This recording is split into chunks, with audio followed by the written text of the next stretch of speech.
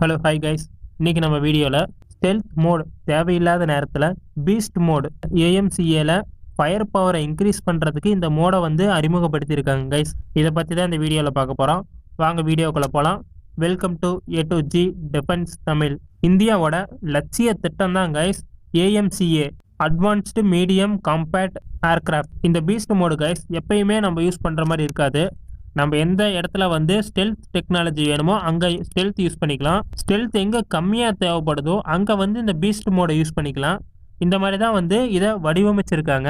Stealth டெக்னாலஜியை குறைக்கிறதுனால நம்ம இந்த ஃபயர் பவரை வந்து அதிகப்படுத்த முடியும். இது வந்து கைஸ் சில ஆப்ரேஷன்ஸ்க்கு மட்டும் இதை வந்து நம்ம பயன்படுத்தலாம். அதாவது ஸ்டெல்த் டெக்னாலஜி இங்கே தேவையில்லை, ஃபயர் பவர் மட்டும்தான் தேவை, அப்படி எங்கும்போது மட்டும் இதை பயன்படுத்தலாம். பீஸ்ட் மோடில் அதிகமான வெப்பன்ஸ் எடுத்துகிட்டு போக முடியும். அதனால வந்து ஃபயர் பவர் இன்க்ரீஸ் பண்ணலாம். இப்போ வந்து நம்மளுக்கு ஃபயர் பவர் தேவையில்லை அப்படி எங்கும்போது அந்த வெப்பன்ஸை வந்து ட்ராப் பண்ணிவிட்டு நம்ம முழுமையான ஸ்டெல்த் மோடை யூஸ் பண்ணலாம் கைஸ். முக்கியமாக கைஸ் பீஸ்ட் மோடு வந்து ஒரு போர்க்களத்தில் பயன்படுத்துறதுக்கு தான் உருவாக்கியிருக்காங்க. இந்த பீஸ்ட் மோடு மூலமாக அதிக லெவலில் வந்து பாம்பர்ஸையும் மிசைல்ஸையும் வந்து பயன்படுத்தலாம். இதால் வந்து ஃபயர் பவர் இன்க்ரீஸ் ஆகுது, ஆனால் இதால் ஸ்டெல்த் டெக்னாலஜி கம்மியாகுது. அதாவது கைஸ் உலக அளவில் வந்து 5th ஜெனரேஷன் ஃபைட்டர் ஜெட்னாலே ஸ்டெல்த் டெக்னாலஜி தான் இருக்குது. ஆனால் கைஸ் இந்த பீஸ்ட் மோட்னால ஸ்டெல்த் டெக்னாலஜியை கொஞ்சம் கம்மி பண்ணிக்கிட்டு ஃபயர் பவரை வந்து இன்க்ரீஸ் பண்ணியிருக்காங்க. ஃபயர் பவர்னாலே நம்மளுக்கு வந்து 5th ஜெனரேஷன் ஏர்கிராஃப்ட்னு யாரும் சொல்ல மாட்டாங்க. 4.5 ஜெனரேஷன் ஏர்கிராஃப்ட் தான் அதிகமான ஃபயர் பவரை வந்து வச்சுருக்கு. இந்த ஏஎம்சிஏல ஃபயர் பவருக்கு அதிக முக்கியத்துவம் கொடுத்துருக்காங்க. ஏன்னா வந்து கைஸ் நம்ம வந்து எந்த நாட்டையும் போய் அடிக்க போகிறதில்ல, எந்த நாட்டு எல்லை பகுதிக்குள்ளும் உள்ளே போய் நம்ம தாக்குதல் பண்ண போகிறதில்ல. இந்த மாதிரி கைஸ் போய் தாக்குதல் பண்ணுறதுக்கு தான் அதிகமான ஸ்டெல்த் மோடு வேணும். ஆனால் வந்து கைஸ் சில சந்தர்ப்பத்தில் நம்ம வந்து எதிரியோட எல்லை பகுதிகளையும் போய் தாக்க முடியும். ஆனால் கைஸ் சில சந்தர்ப்பத்தில் மட்டும்தான் நம்ம வந்து எதிரியோட எல்லைக்குள்ளே அட்டாக் பண்ணுவோம். ஆனால் கைஸ் அவங்களோட ஆர்மி அட்டாக் பண்ணணும்னு நம்ம உள்ளே போக மாட்டோம். இப்போ தீவிரவாதி குரூப் இருக்கோ இல்லை வந்து ஒரு தீவிரவாதிங்க பேஸ் அடிக்கணும் அப்படி இருந்தால் மட்டும்தான் நம்ம போய் அட்டாக் பண்ணுவோம், பாகிஸ்தானுக்குள்ளே போன மாதிரி. என்னதான் கைஸ் பீஸ்ட் மோடை பற்றி இவ்வளோ சொன்னாலும் பீஸ்ட் மோடை வந்து எப்போ பயன்படுத்த முடியும்னா ஒரு போர்க்களத்தில் வந்து 3வது நாள் 5வது நாளுக்கு மேலே தான் கைஸ் பீஸ்ட் மோடை பயன்படுத்த முடியும். அதாவது ஃபர்ஸ்ட் 2 நாள் வந்து சர்ப்ரைஸ் அட்டாக் தான் பண்ணுவாங்க. இந்த சர்ப்ரைஸ் அட்டாக்ல வந்து நம்ம விமானம் வந்து எதிரி கண்ணுக்கு வந்து தெரியக்கூடாது. அதனால வந்து ஸ்டெல்த் மோடு யூஸ் பண்ணுவாங்க. 3-4 நாளுக்கு மேலே கைஸ் 2 நாடுகளுமே வந்து 24/7 ரெடியாக தான் கைஸ் இருப்பாங்க.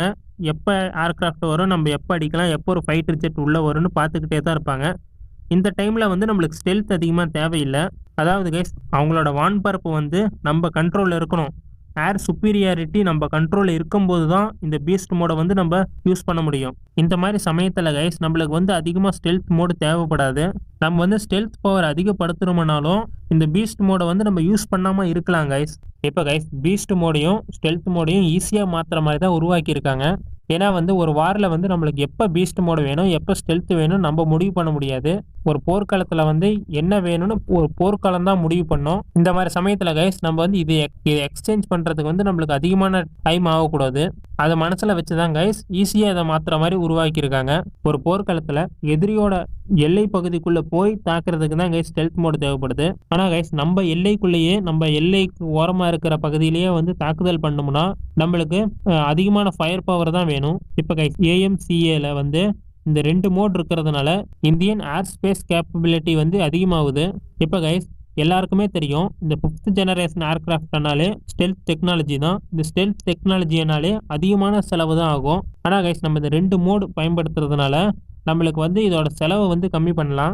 ஓகே, இப்போ நம்ம இப்படி பார்த்தீங்கன்னா வந்து நம்ம மட்டும்தான் பீஸ்ட் மோடை யூஸ் பண்ணுறோமான்னு கேட்டிங்கன்னா அப்படி இல்லை கைஸ். உலகளவில் வந்து இன்னொரு நாடும் வந்து இந்த பீஸ்ட் மோடை பயன்படுத்துது 5th ஜெனரேஷனில்.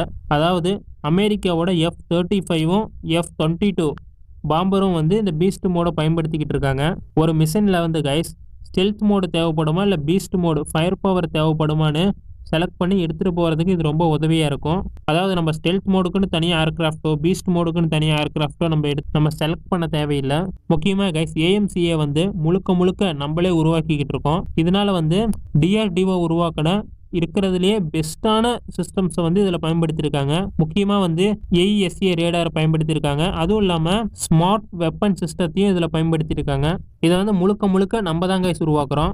எந்த நாட்டுக்கிட்டேயே நம்ம ஒரு ரேடாரோ இல்லை வந்து நம்ம ஒரு வெப்பன்ஸோ இல்லை ஸ்டெல்த் டெக்னாலஜியோ இந்த மாதிரி வந்து எதுவுமே வாங்கலை. முழுக்க முழுக்க வந்து நம்மளே தான் உருவாக்கிக்கிட்டு இருக்கோம்.